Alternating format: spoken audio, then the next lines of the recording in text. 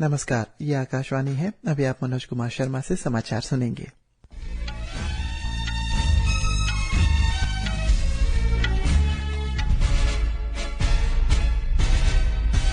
पहले मुख्य समाचार। केंद्रीय मंत्री अमित शाह ने कहा, अब समय आ गया है कि भारतीय उद्योग अपना आकार और पैमाना बदले। राष्ट्रपति द्रौपदी मुर्मू ने राष्ट्रीय भवन में राष्ट्रीय सेवा योजना पुरस्कार 2021-22 प्रदान किए। प्रधानमंत्री नरेंद्र मोदी कल आकांक्षी ब्लॉकों के लिए एक अद्वितीय सप्ताह भर चलने वाले कार्यक्रम संकल्प सप्ताह का शुभारंभ करेंगे। हृदय रोगों के प्रति लोगों को जागरूक करने के लिए हर साल 29 सितंबर को मनाया जाता है विश्व हृदय दिवस। और उज्बेकिस्तान में ताशकंद अंतर्राष्ट्रीय फिल्म महोत्सव में राज्य मंत्री डॉक्टर एल मुरुगन भारतीय प्रतिनिधिमंडल का नेतृत्व करेंगे।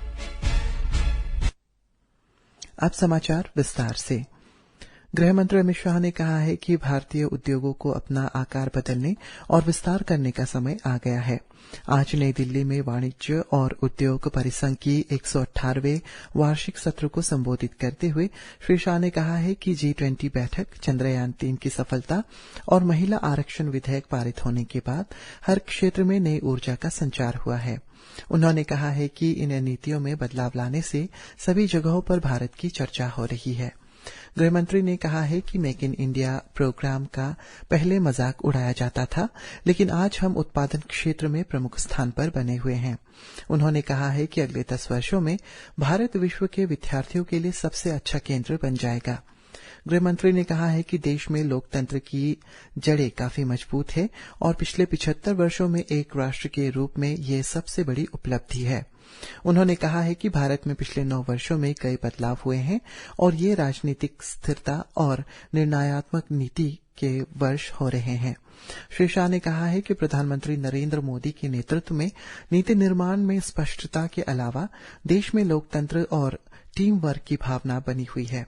उन्होंने कहा कि भारत की स्वतंत्रता के 100वें वर्ष में हम ऐसा देश चाहते हैं जो सभी क्षेत्रों में आगे बढ़े।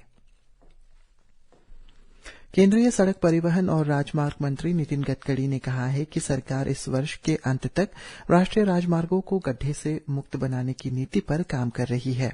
उन्होंने कहा है कि उनका मंत्रालय निष्पादन आधारित रखरखाव और उपलब्धि मरम्मत अनुबंधन प्रणाली लागू करने जा रही है ताकि राजमार्गों को गड्ढों से मुक्त किया जा सके।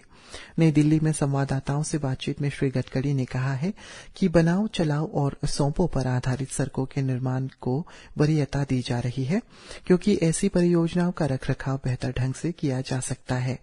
मंत्री ने कहा है कि वर्षा से राजमार्गों को क्षति पहुंचती है, जिससे सड़कों पर गड्ढे हो जाते हैं। नई नीति इस समस्या को दूर करने में मदद करेगी। उन्होंने कहा है कि नई नीति राजमार्गों पर जल निकासी की समस्या दूर करने पर भी काम करेगी। उन्होंने यह भी बताया है कि सरकार सड़क निर्माण में नगरीय कचरे के इस्तेमाल के लिए राष्ट्रीय नीति बनाने की दिशा में काम कर रही है। मंत्री ने कहा है कि इस बारे में सभी हितधारकों से परामर्श किया जा रहा है। राष्ट्रपति द्रौपदी मुर्मू ने आज राष्ट्रपति भवन में 2020-21 के लिए राष्ट्रीय सेवा योजना पुरस्कार प्रदान किए। समाज सेवाओं में योगदान के लिए 52 व्यक्तियों को ये पुरस्कार प्रदान किए गए। युवा कार्यक्रम और खेल मंत्री अनुराग सिंह ठाकुर और राज्य मंत्री निशित प्रामाणिक ने पुरस्कार समारोह में हिस्सा लिया। स्वयंसेवी सामाजिक सेवाओं में विशिष्ट योगदान को सम्मानित करने के लिए युवा कार्यक्रम और खेल मंत्रालय राष्ट्रीय सेवा योजना पुरस्कार प्रदान करता है। एनएसएस केंद्रीय क्षेत्र का कार्यक्रम है, जिसकी शुरुआत 1969 में की गई थी और इसका प्राथमिक उद्देश्य स्वयंसेवी प्रयासों के जरिए विद्यार्थियों और युवाओं के व्यक्तित्व का विकास और चरित्र निर्माण में योगदान करना है। प्रधानमंत्री नरेंद्र मोदी कल नई दिल्ली में देश के आकांक्षी ब्लॉकों के लिए सप्ताह भर चलने वाले विशेष कार्यक्रम की शुभारंभ करेंगे। इस कार्यक्रम को संकल्प सप्ताह का नाम दिया गया है। यह आकांक्षी ब्लॉक कार्यक्रम प्रभावशाली क्रियान्वयन से जुड़ा है, जिसका उद्देश्य नागरिकों के जीवन की गुणवत्ता बढ़ाने के लिए ब्लॉक स्तर पर शासन में सुधार करना है। राजधानी के भारत मंडपम में देश भर के पंचायत तथा ब्लॉक स्तर के करीब 3000 प्रतिनिधि इस कार्यक्रम में हिस्सा लेंगे।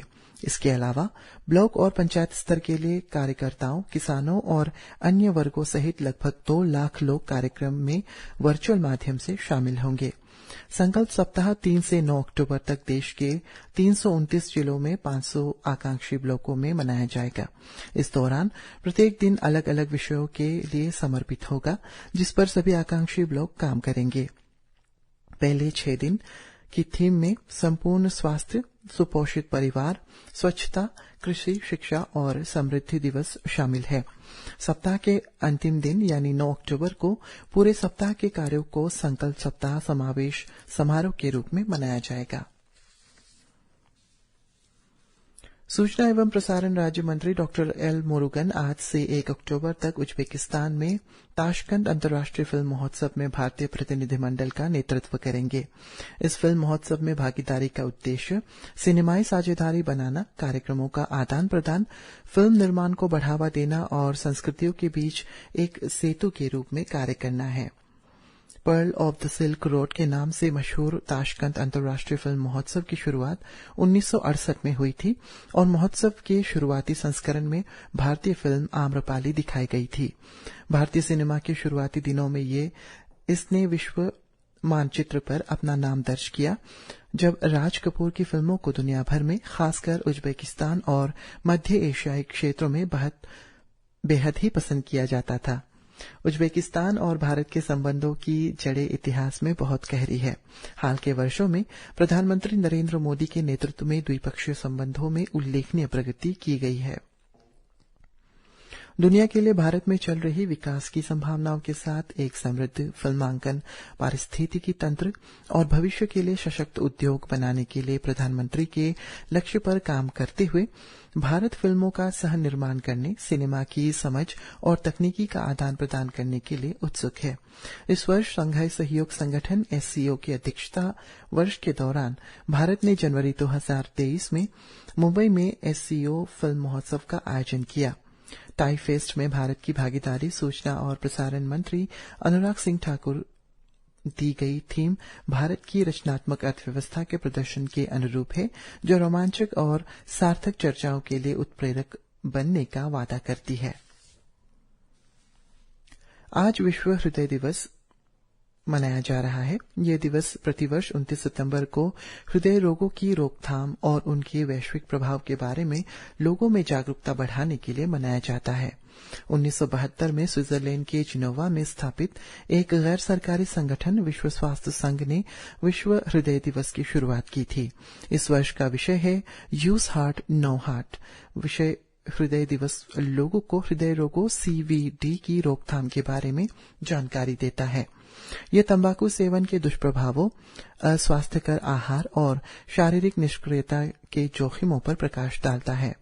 इसके कारण हृदय रोग में लगभग 80% लोगों की असामयिक मृत्यु होती है। विश्व स्वास्थ्य संघ स्वस्थ हृदय की जीवन शैली को प्रोत्साहित करता है, जिसे वो एक मौलिक मानव अधिकार मानता है। विदेश मंत्री डॉक्टर एस जयशंकर ने वाशिंगटन DC की यात्रा के दौरान अमेरिका के राष्ट्रपति सुरक्षा सलाहकार जैक सुलिवान से मुलाकात की। उन्होंने इस वर्ष भारत अमेरिका के बीच द्विपक्षीय संबंधों में हुई महत्वपूर्ण प्रगति को स्वीकार किया और इसे आगे ले जाकर विचार विमर्श किया। डॉक्टर जयशंकर ने वाशिंगटन में बुद्धिजीवियों के साथ खुली और सकारात्मक बातचीत की। उन्होंने विश्व में जारी परिवर्तनों और भारत की बढ़ती भूमिका पर भी चर्चा की। विदेश मंत्री ने अमेरिका के व्यापार प्रतिनिधि कैथरीन टाई से भी मुलाकात की। उन्होंने भारत अमेरिका के बीच व्यापार और आर्थिक संबंध बढ़ाने तथा इसके व्यापक महत्व पर भी विचार विमर्श किया। प्रधानमंत्री नरेंद्र मोदी ने एशियाई खेलों में भारतीय खिलाड़ियों के प्रदर्शन की सराहना की। आज कई सोशल मीडिया पोस्ट में श्री मोदी ने पुरुषों की 50 मीटर राइफल टीम स्पर्धा में स्वर्ण पदक जीतने पर भारतीय निशानेबाजों को बधाई दी। उन्होंने कहा है कि स्वप्निल कुशाले, ऐश्वर्य प्रताप सिंह तोमर और अखिल शेवराने ने प्रतिबद्धता और टीम वर्क का प्रदर्शन किया। प्रधानमंत्री ने महिलाओं की 10 मीटर एयर पिस्टल प्रतियोगिता में रजत पदक जीतने पर महिला टीम को भी बधाई दी है।